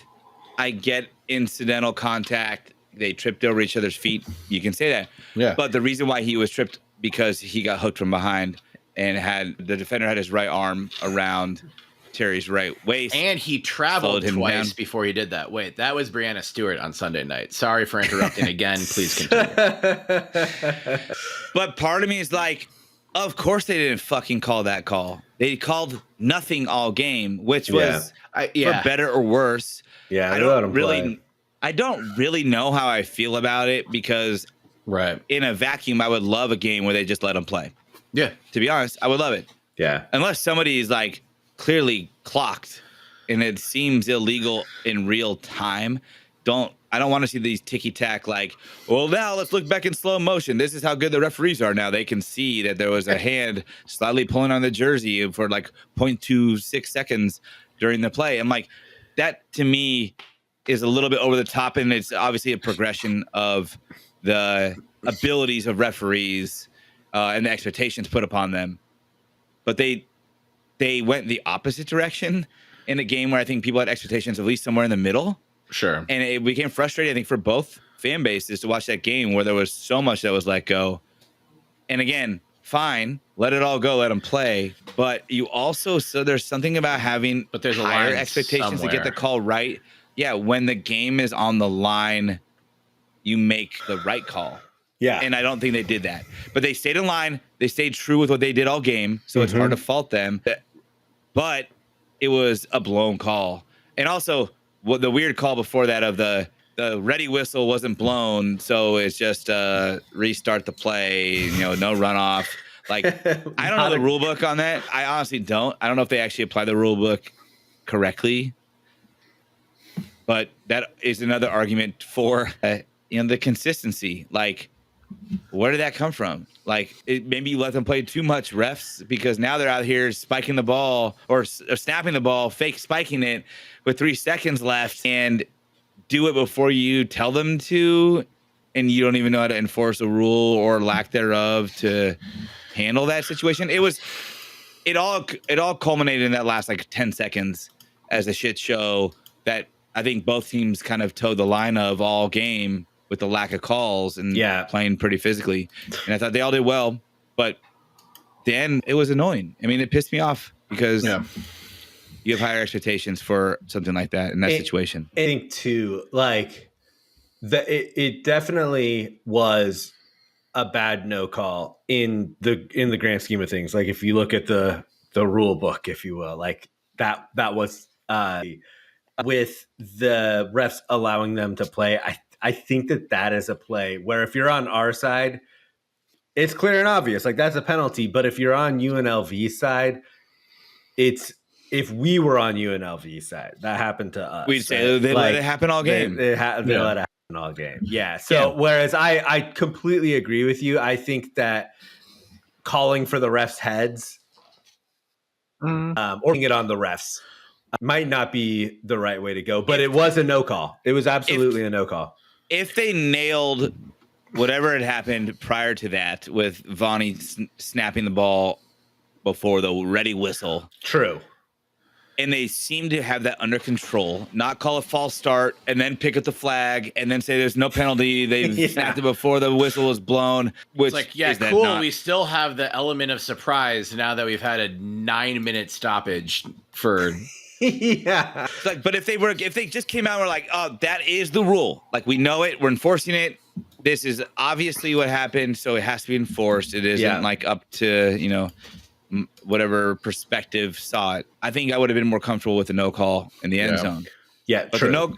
But that weird situation almost made me feel like, did they let him play, or did they just not know how to call the game? Losing trust, like you lose trust by doing things like that, and because I was like, okay, well, I guess we get another possession. Is that the thing? Is that how it's supposed to be? Like, pretty sure there's no like.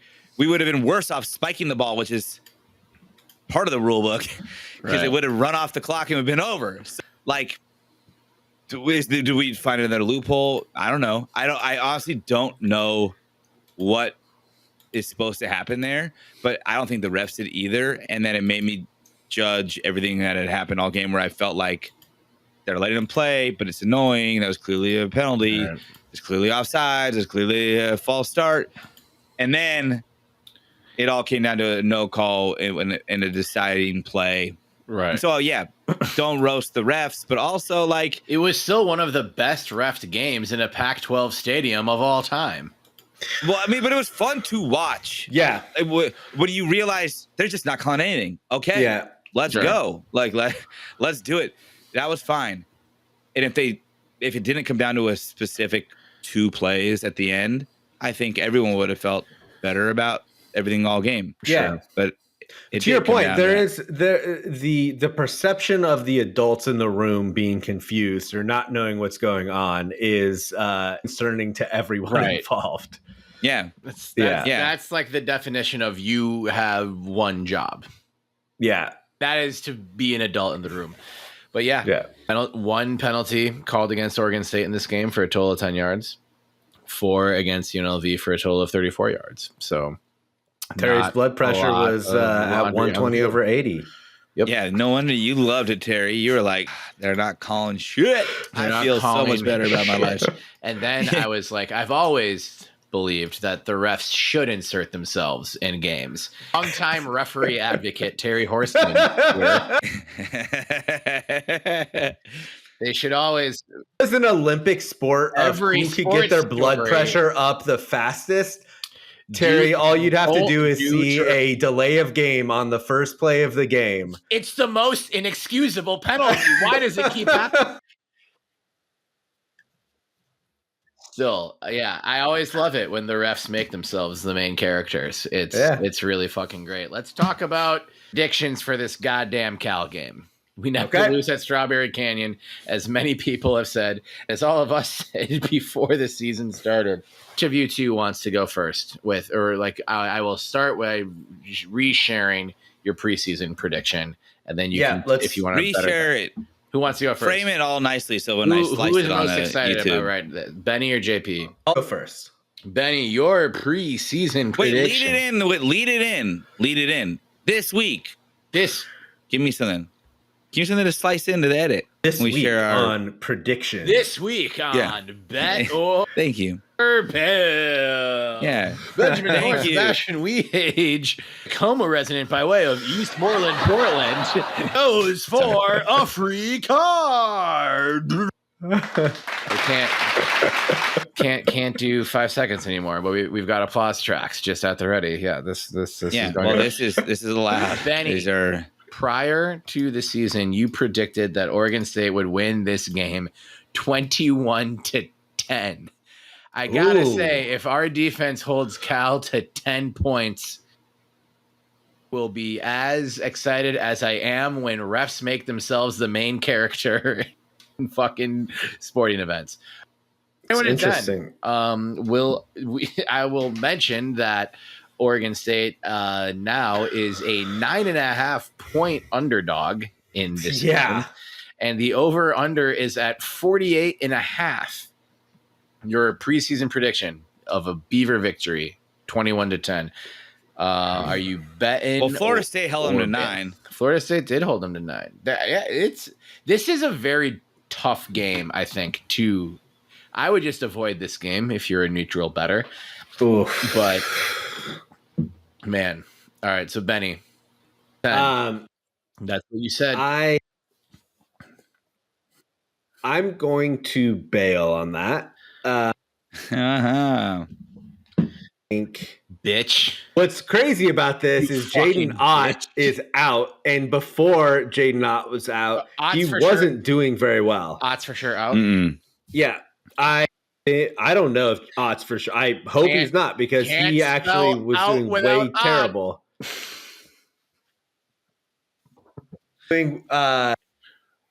Thomas, who has been the running back that has taken over for Ott, has had much better numbers than Ott was having before he went out. 6.2 yards per game, which for Ott terrifies me. That 10 times fast. So per game or per carry? Per carry. I was like, that terrifies you? Whose side are you on? 6.2 yards per carry. 6.2 yards per game.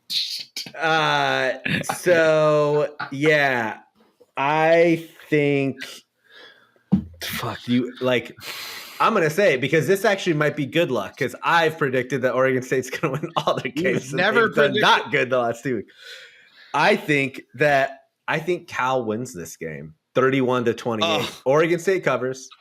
That sends some good juju to Oregon State. Oh yeah, I'm sure they'll be in the locker room being like, "Hey guys, we covered at Cal." Magic stuff. If I say certain things, other things might happen. Benjamin Lawrence, Sebastian Weage said we won't win. But we'll cover. Okay. Hey, you magic in whatever way you want. If we win this game, I think it bodes so well for the rest of the season. I really do. Like you guys said, going into the bye week, a lot better. Going into the bye week, I think it bodes well 5-3 and 4-4 better going into the next week. I don't know what it means playing Boise State and Washington. I was going to say it will bode better for us being in Boise if we win this game. Bodes well. It bodes really well for Oregon State potentially being 5-3 at some point in the season, because they would then be 5-3. That's about as far as I'm willing to take it. All right. Wait, so Cal 31. Yeah, Oregon State 28. Let me just make the first time I've ever done that, guys. It doesn't feel good. Yeah, this is you rebranding yourself. Or yay.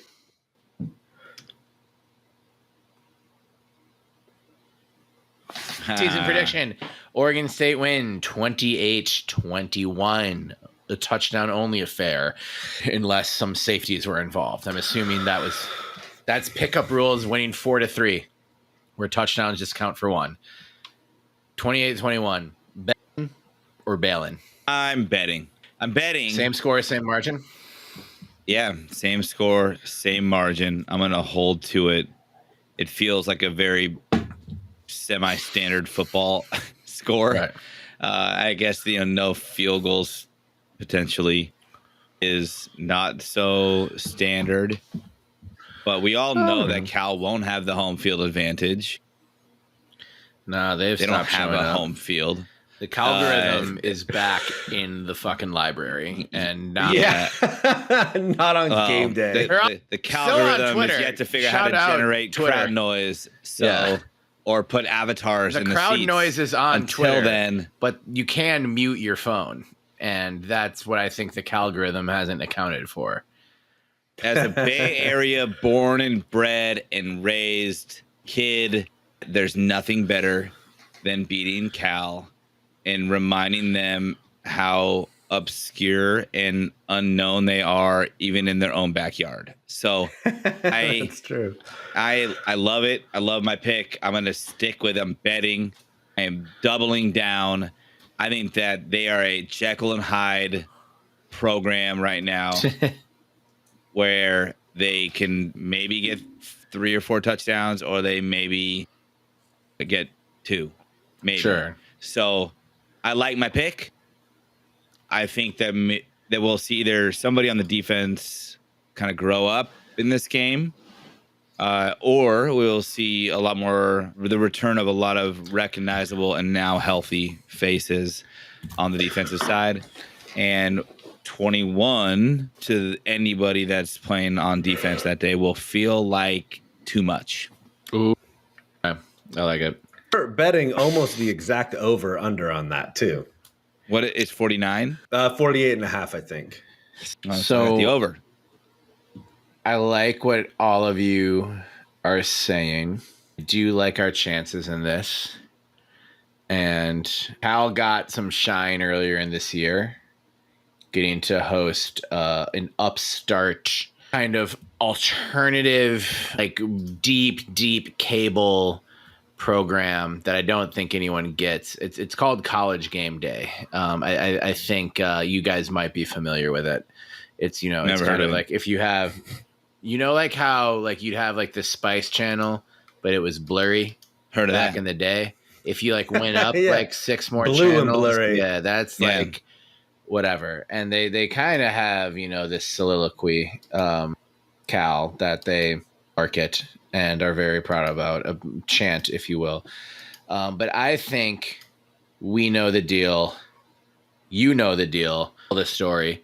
You can tell the whole damn world that this is Beavs territory because we don't lose at Strawberry Canyon. We also don't get outnumbered by Cal fans. Cal in Strawberry Canyon. My preseason prediction, Oregon State 40, Cal 31. I am betting on this. I think we'll see maybe a little bit of a return to high scoring, weird games. I think the defense will be good again, will be better with the players are getting back, but also just weird shit happens at Cal. Like we were significantly, what do we beat them? It does. What we beat Cal's them notorious for weird shit. We beat them 52-42 or something last year. It was like just a wild game. See the world wildly and in wild ways, Benny. So looking at 40-31, this just feels like a game that'll have that scoreline, but maybe it'll be like 46-39 or something. Maybe some team will have like 3 safeties. Some shit's gonna happen. Maybe Marshawn Lynch will show up driving the medical cart again. No. One of two or three Cal players who you can say are cool of all time. That still cares or about just that one. school. That still cares. It's the only one who still cares about Cal. Yeah, I don't know if Deshaun Jackson still cares, but Deshaun Jackson care. was fucking cool, dude. Anyway, that's not the point. You know who's not cool? Point is Oregon State in 07 having the coolest, dopest 6-play goal line stand. Cal and upsetting them when they were number 2 in the country. That's not cool. Doesn't actually claim anything. He's just anti everything. No, he claims Butte. You can say Aaron Community Rodgers. College. Yeah. Oh, you mean the dude who's now only like 15% owned across fantasy leagues, whose team is 2-5. Imagine measuring your Terry, figure out who we're talking about. Trading for his buddies, and somehow it's still everyone else's fault, but his. That guy. The worst. I'm just saying he doesn't claim Cal, and he's had a pretty successful NFL career after playing at Cal. He hates Cal. The guy who has cut ties with all of his family members. Yeah, including Cal, his Cal family. Yeah. They don't really have a whole lot of people to claim except for Marshawn Lynch, and they only claim him because he lives there and played there. So he has really nowhere else to go. That his whole world's just Oakland and Berkeley. Cool world to live in. Other than I mean, yeah. I still think Marshawn. kind of cool. I do like Marshawn. Aaron Rodgers Me too. sucks though. Aaron Rodgers is a bitch, and I don't think he cares about Cal football, but just in case he does, Oregon State's going to be Cal, and I will tell Aaron Rodgers to fuck off. Mm-hmm. Go back to your dark hole. As his team goes 2-6 this weekend. Dark hole. You'll never be the host of Jeopardy. You'll never be the host of Jeopardy again. Olivia Munn boring, is so weird much happier dude. now. That one Super Bowl you won was bullshit, and everybody knows it. He's really boring. He sucks. Yeah. Literally the worst human being ever. Yeah. By the way, this is let's just like a quick little tidbit. This is the 30th consecutive season that we play Cal in football. Okay. Oh, wow. The last time we did not play them was 1994, which I don't know why. And tag team music back again, because we can't do 5 seconds. Otherwise, I could have tag team do that, but I have to do it with my stupid voice. I can only properly impersonate sounds Kermit. like Kermit the Frog. 1994. Kermit the Frog music. That's good. I hope you proposed to Sam like that. I did. I hope you say your vows like that. Yeah, now you have to. Now you have to. Anyways, this is the first time we've played them as non-con opponents since 1960, when Oregon State was independent. INDEPENT, is that how it goes? Yeah. Yeah, you know that. You know what that means? You know what that means? God, I missed 5 seconds. All right. Well, anything else? Interesting tidbit. Last game was against NC State. Cal was also favored by 9.5. And they And lost. the over-under was slightly over 45 as well. And they did lose. Yep. Yeah. I'm telling y'all. Deep stats. In what did I say? 2021? In Berkeley. What is it? 28-21. Yeah. Bet that. Okay. All right. I would bet that. Also, completely unrelated, but after having Minnesota Lynx end of season interview today, I can tell you, whatever the odds are, Nafisa Collier, WNBA MVP next year, bet on it. Bet the mortgage, Benny. Are they going to play or is there going to be a stoppage? All right. They're going to play. Won't be a stoppage. This opt out of the CBA was expected. There won't be a stoppage. When are the Portland Fire coming back, Terry? Not next season, gonna be the season after. And they probably, I don't think they'll be the Fire. But yeah, so the 2026 season. JP, and when is the expansion draft for my Valks? December 6th, I think. 6th, yeah, I think you're right. Yeah. You know who's going to be available? You know what's for frustrating the about expansion it, though? No. So teams can protect 6 players, and the Valks can take. They can use it. They could fill out their whole roster with the expansion draft. They won't. But so they essentially they have 12 expansion draft picks available to them if they want to use them. They can only do 1 per roster, but the league is not in making teams make the list public. So we'll have no idea the pool of players they're actually picking from. No shit. So it's like I said what would be even more fun is if like the Valks didn't even know. So like teams, you could like try and be strategic with it. Like, hey, we're not going to protect our best player because they'll just assume we're protecting our best player, and maybe that way we can like sneakily protect like 7 or protect 8. And you only get 3 misses and something like game that. over. And then the Valks would be like, all right, Asia Wilson, and they're like, fuck, they called our bluff, and then you just get Asia Wilson, the MVP. Yeah, Now if you get it wrong, it's like Family Feud. You're almost done. You're almost out. I don't know what I'm anticipating who they'll get in the expansion draft. There'll be a couple of intriguing names, but because the CBA is going to, like, the cap is going to go up a lot after this year. So this free agency period, it's going to be like tons of players signing 1-year deals just so that they're free agents again when the cap goes up. So like, it's going to be kind of the Wild West. So it could be a really fun team to be expansion year, but I don't know that you'll see any of those big names in like true movement in like the expansion draft. But I do think the Myers Leonards of the WNBA who just got way too big a contract. There's a really good chance that the Connecticut Sun, who finished 3rd, and the Las Vegas Aces, who finished 4th, don't totally blow it up, but low-key blow it up. So there could be some big names. Keep an eye on Kelsey Plum, California girl. She probably wants to come home. And I think that's probably going to be the biggest name you'll get. But Benny, you got to wait. Isn't Joe Lacob and family, aren't they behind the ownership group for the Valks? I'm pretty sure they are. Yeah, they're involved to an extent that I'm not totally aware of, but how much I know they're aware of. They don't care how much money it costs to win, so they're willing to overpay if they have to. They can't circumvent the cap though. Well, actually, they can because they can. Light years. teams have broken that rule in the WNBA and have not been punished for it. So fucking open season, baby. I bet you like If you are a Bay Area listener of the Belligerent Beavs, get into the Golden State Valkyries. It's going to be fun. Planning on still being on the WNBA beat next year. I don't travel a lot during the regular season, but I think I will make an exception for when Minnesota's at Golden State, because I just want to see that show. The regular season's like already sold out, which is pretty fucking crazy. Really? Chase Center's fucking the season ticket allotment is sold out. So like there'll be single games and stuff, but like every game at least that season is going to be full. It's not even like when Caitlin's in town, it'll be crazy, but it's going to be crazy every night. It's going to be fun. Their colors are black and purple, right? Yeah. So fucking tight.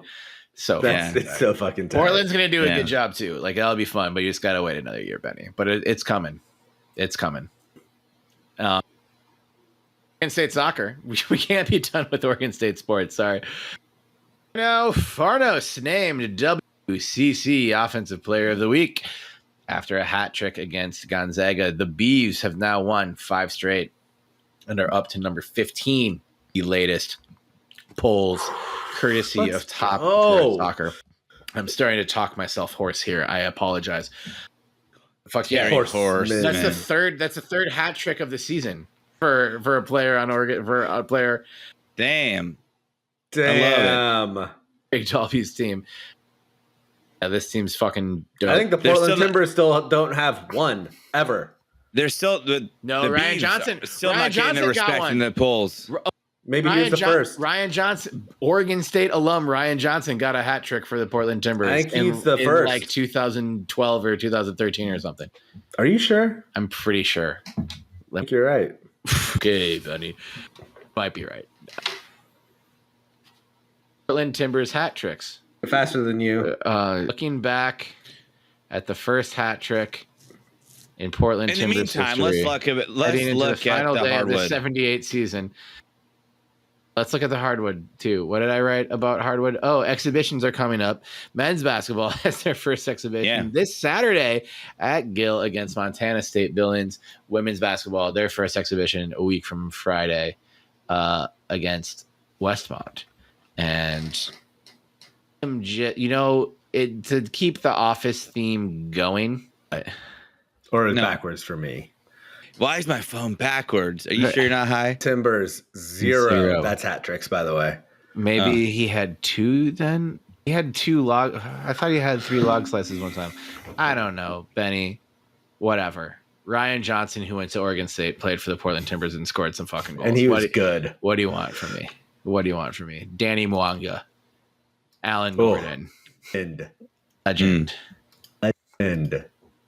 Anyway. Brian Farber. Legend. Yeah. Oregon State legend Logan / Framingham. What was he like? It was pre-MLS Timbers legend. Sicky. USL. USL. Yeah.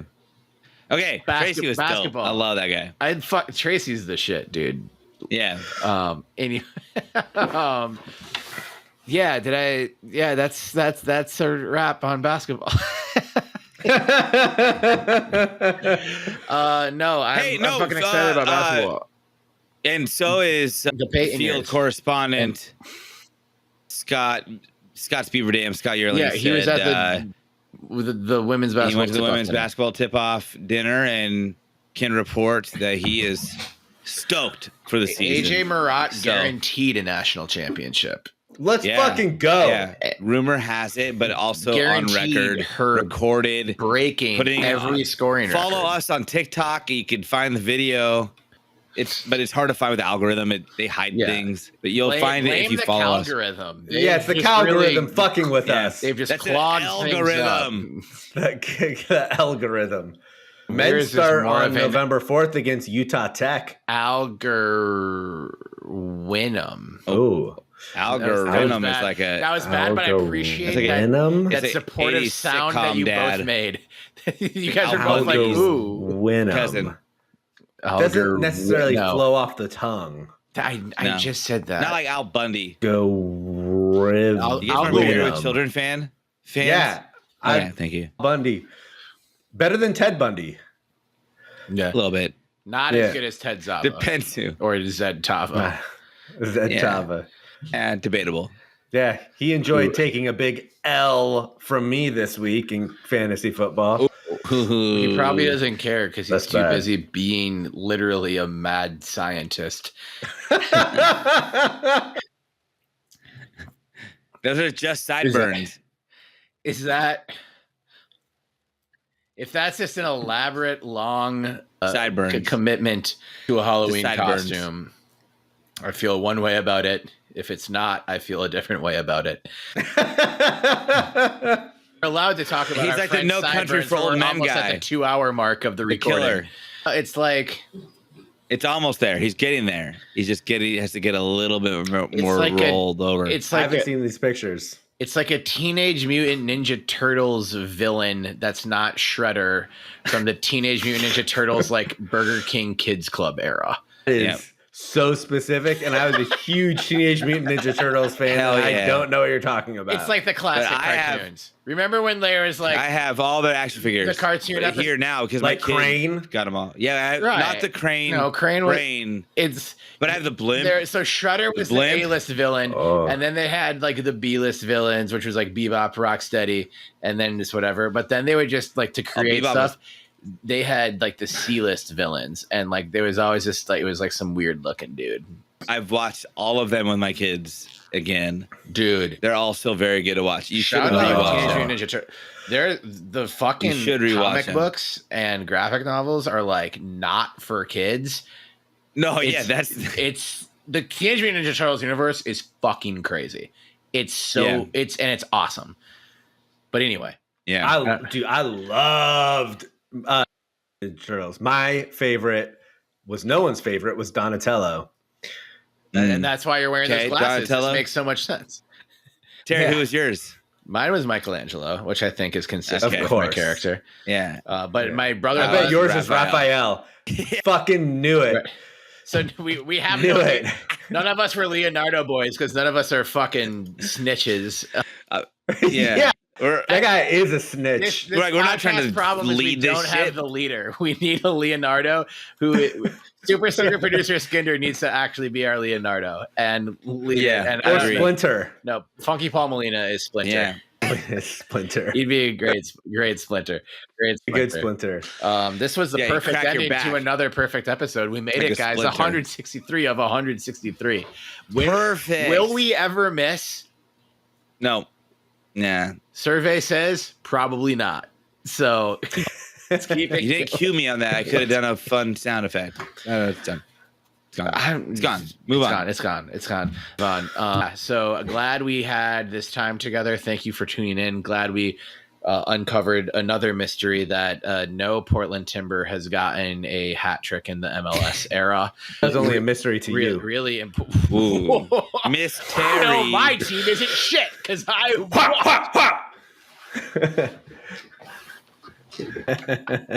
Michigan State is going to beat Cal this Saturday. You heard it here twice, and the third we don't one need to was talk just, about it the was other just a one. reverse jinx. Yeah. From all of us here at Belligerent Beavs headquarters, thank you so much for tuning in to another perfect and thrilling episode of the Belligerent Beavs podcast. This has been episode 163, baby. I hate this. Why are there things that we can see that the viewer can't see? Keeps it fun. It's a little inside secret. Mhm. We have been the Belligerent Beavs. You have been the Beaver fam. You have been perfect.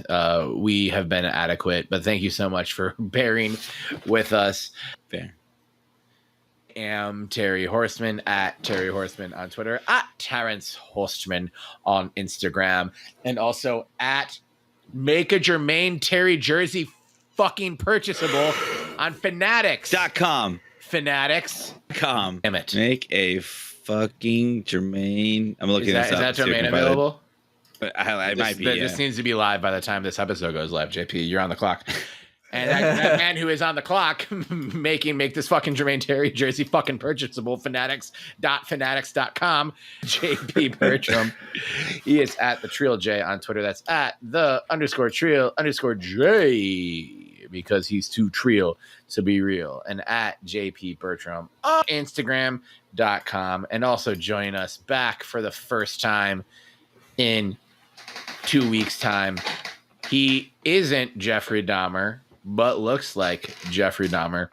He's be Benjamin Lawrence Sebastian Weehage. The quaff is still good. That's Benny with the good quaff, a.k.a. Benny Bowl Game, a.k.a. Benny Burner, a.k.a. Benny Blastoff, a.k.a. Benny Bedlam, because he's fucking crazy, folks, a.k.a. Benny Boise, because we're going to be in Boise for Thanksgiving, baby. There it is. Inadequate. And I was about to say, let's not go to Boise for Thanksgiving because we're losing games now. I was about to be that bitch, but then I was like, no, I'm not going to be that bitch. I'm going to be that bitch. Kermit the Frog he still goes to Boise for Thanksgiving because it doesn't matter. Win or lose, we still booze. Someone handed me that shirt my third day on campus at Oregon State, my freshman year, and I have lived my life by that sage advice. So stop crying. This is not the Anderson era. This is the era. This is the now era. This is our era. This is a new era. This is a new era. Every week is a new era. Every time you win or lose, just say it's a new era to make an excuse. My hat is a new era. Hat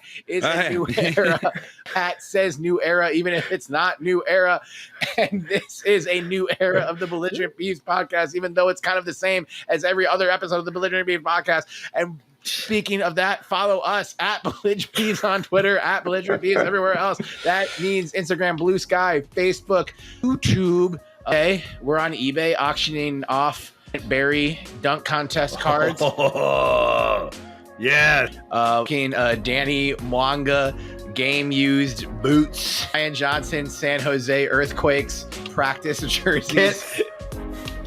Kits and other shit. Yeah, what is Facebook? Belligerent Beavs, belligerentbeavs.com, belligerentbeavs.com/merch. For all of this new merchandise that we're making JP come up with on the fly, that he will have done 20 minutes from now. Thank you for tuning into another episode of the Belligerent Beavs Podcast. Please take a moment to like, subscribe, rate, review, smash the subscribe button. Please give us 5 stars on Spotify. I'm sick of looking at that 80 in our total number of ratings. Let's get to 81. Let's get to 181. Let's get to 81,000. Please rate the show 5 stars only. Let's get to 84. Use that phone of yours. Text a homie right now. Recommend the show to a friend. Recommend it to someone in the Calgorithm. They only live online, and our podcast is available online. So I don't see why they wouldn't listen to this to learn that you can't spell without ot. So remember, no matter what they do, no matter what they take away, no matter what they say, this is not the Anderson era. We are never going back. We're not going back, and you can't spell chop 'em without hope. So chop 'em. Chop 'em. Chop 'em. And Beavs and Benny back, baby. Oh, and God bless us one and all, or everyone.